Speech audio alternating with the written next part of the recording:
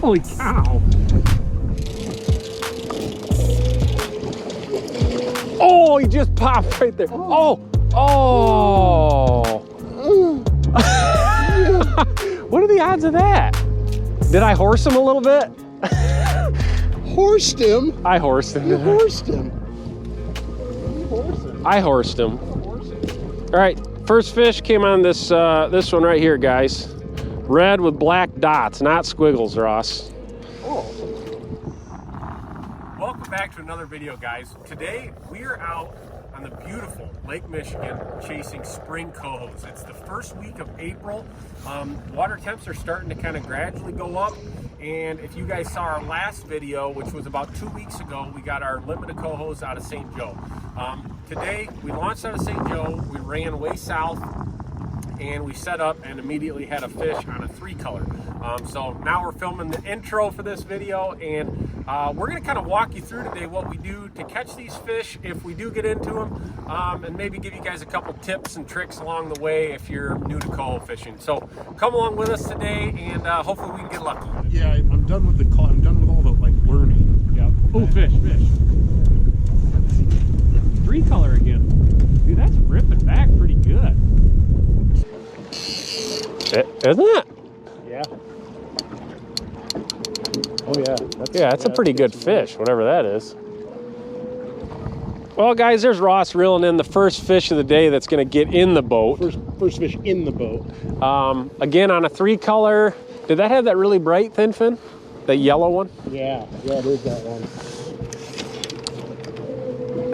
And, you know, it's been probably 20 minutes since we hit that first fish. And we've just, like I said, we've been searching for warm water. You can see right here, 47 degrees we found. And then we marked that spot. So the name of coho fishing is staying in that warm water a lot of times. And it's a little scrappy one. That's a good fish, Ross. Really good fish. All right, there it is. It's a floppy one, couple pounder. That's as good of an eating fish out of Lake Michigan as you can get right there. Right, Ross? What's better than that? Nothing. Cisco are really good too, but that's primo spring coho right there.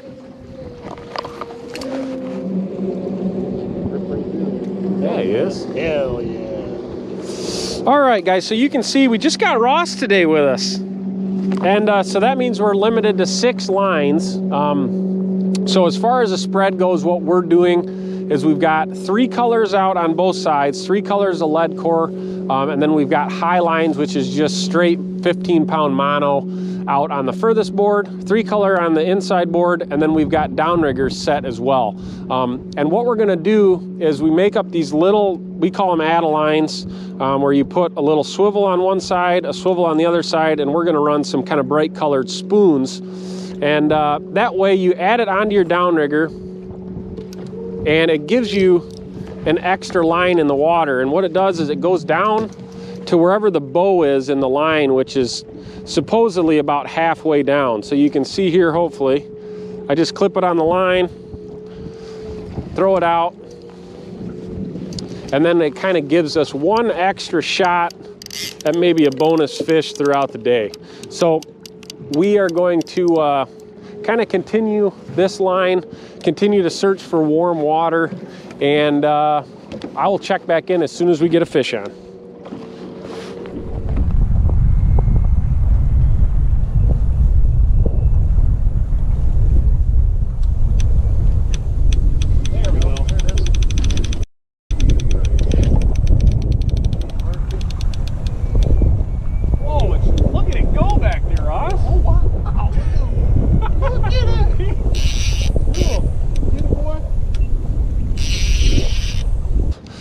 All right, guys, it's been kind of a lull, to be honest with you. We've been trying a few different things and not really talking much because we don't have any sort of a pattern down yet. But we decided to kind of get in a little closer. You can see we're right at the beach right now, fishing in about 12 to 10 foot of water, and all high lines. Oh, I think it might have just popped off, Ross.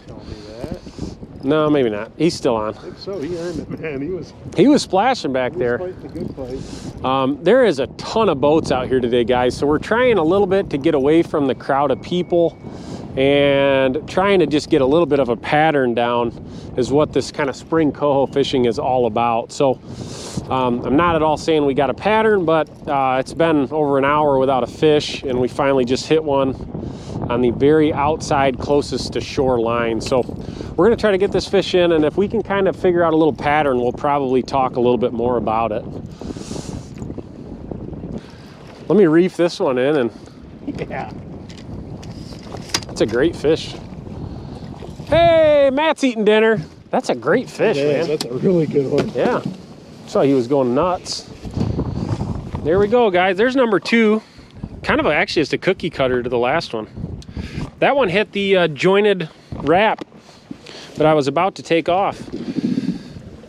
Oh, our bait. Yay.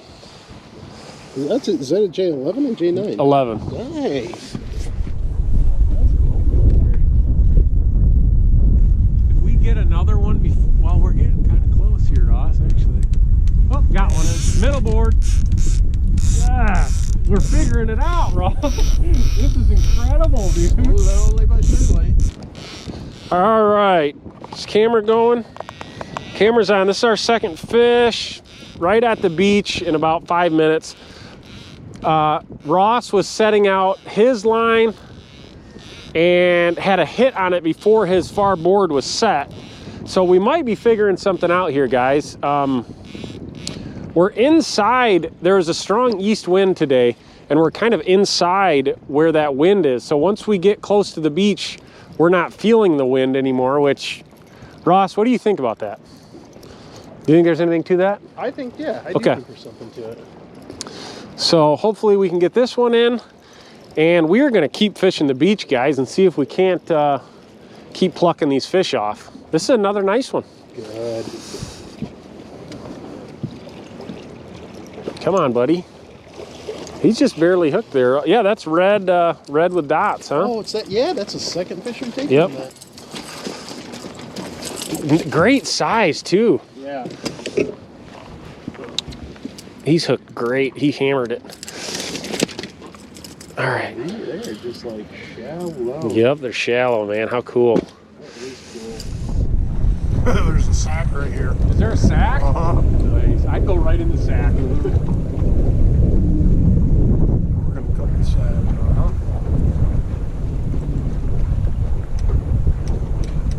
There. Wow, nice fish there.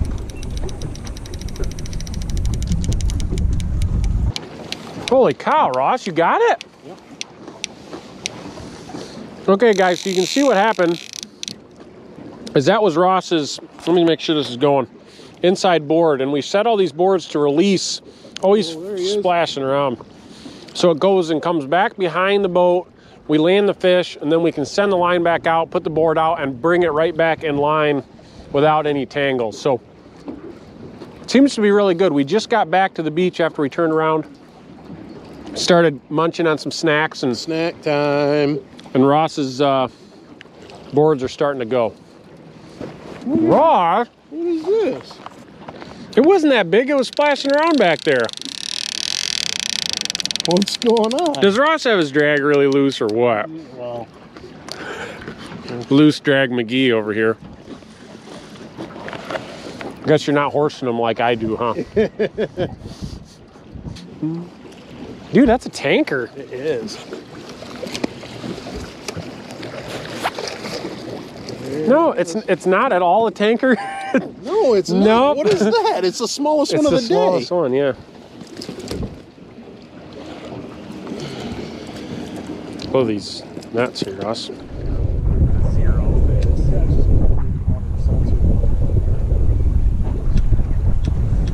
There we go. Whoa, look at that. Holy cow. What is this, Ross? No, bud, that's a ripper. Yeah, he's back there. Yeah, boy. We were just about to turn around, guys, and go back through where we caught two. And we were kind of looking at all these cool houses along the beach, and inside board went off. So We are figuring out a pattern though, because we fished a long time and only had one, and now we've got, if we get this one in, we'll have 5 in the box. It's definitely, oh baby, golly. If this is small, I'll be really surprised. If you guys have ever coho fished, you know sometimes you go out and you get those like little dinky ones that are like a pound. These ones are nice, like 3-4 pounders every one so far. So we're having a great day. That's a big one, Ross. It is. Great fish there, man. Holy cow, what a tank. Ross, I'm gonna call that biggest of the day, bud. That's without a doubt, that's the biggest of the day. Right on. That one is on the, of course, red squiggly. Squiggly. Red squiggly getting her done. There, guys, we'll even show you what bait we got it on. Red squiggly. Do here. All right, guys, let me show you really quick.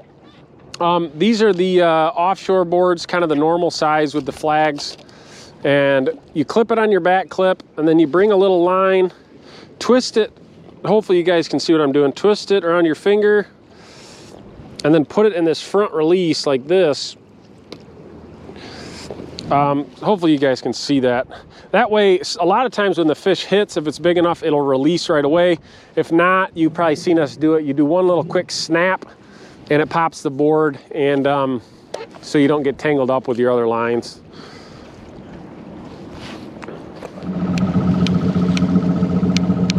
All right, fish on, guys. We were messing with the trolling motor. The battery died. So now we're running the main motor. But, wow, this is a nice fish. I can see it splashing back there. Hopefully the audio isn't too bad with that motor running. But this is a pretty big fish. Ross, this is a pretty big fish. Awesome. Mark? Yeah. Inside board fish, guys.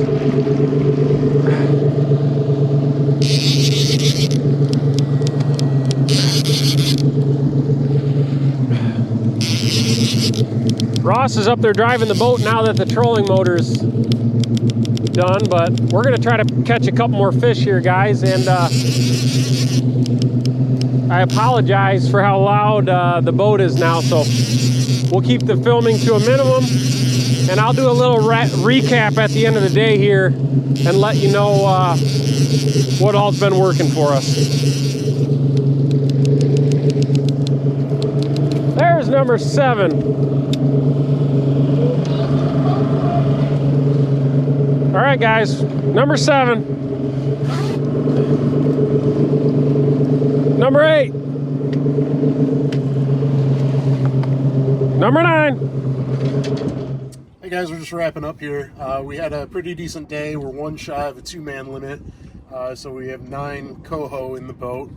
No bonus kings this time, but we'll take what we can get. We started out, as Matt said earlier, we launched out of St. Joe.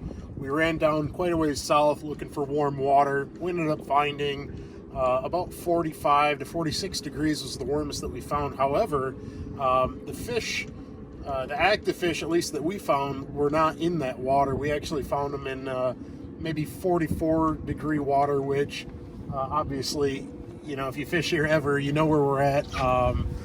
We actually found the fish a little bit further south of the plant, which is where we found the most active fish. Probably 7 out of the 9 fish we caught came from south of the plant. Our hot baits were, or first of all, our hot lines were flat lines, straight behind boards. We had downriggers out. We had sliders on the downriggers. We had a dodger or a rotator and a fly. Nothing took hits. The only thing that took hits were a J9 and J11 Rapala. This is our favorite color. But bar none, the best baits of the day were thin fins and thin fish. Red squiggle always, you know, is a hot bait. That probably took 3 or 4 fish today for us. One of these kind of orange, yellow, chrome, I think we took a couple fish on that. And then this oddball that I always try to buy 2 of everything, but I didn't because Matt normally makes fun of me for wasting money on stuff I don't need. But this is a custom Yet color, and this thing is hot. This is what caught the king in the last video, if you watch that, and this probably took maybe 4 fish today on flat lines straight behind the board. So with that being said, lead core wasn't hot, no heavy gear was hot, downriggers weren't needed today. If you want to get out here, if your boat, like on a flat day like this, we have like maybe a 5-mile-an-hour east wind. If you want to get out here and try it. You can do it with flat lines. You could probably do it without even needing any planer boards. So get some thin fins, thin fish, mono rods, maybe a planer board if you can budget it, and get out here and catch some of these coho. They're a lot of fun, and they're absolutely delicious.